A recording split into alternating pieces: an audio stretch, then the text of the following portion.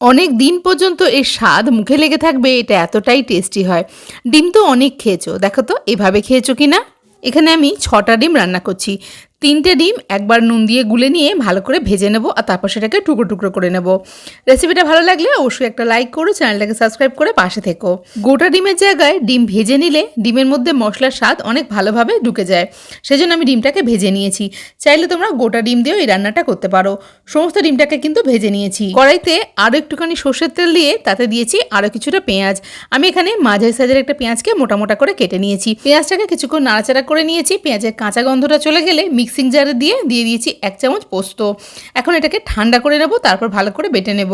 অল্প তেলে দিয়েছি গরম মশলা ফোড়ন, তাতে দিয়েছি বেশ কিছুটা পেঁয়াজ কুচি। পেঁয়াজটা একটু ভাজা হলে ওই বেটে রাখা মশলাটা দিয়ে দিয়েছি 1 চামচ আদা রসুন বাটা, তার সঙ্গে কয়েকটা লঙ্কার কুচিও দিয়ে দিয়েছি।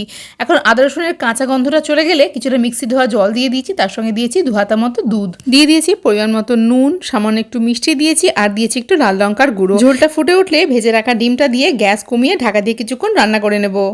ডিমের এই রেসিপিটা ভাত, রুটি, পরোটা, পোলাও সব কিছুর সঙ্গেই দুর্দান্ত খেতে লাগে।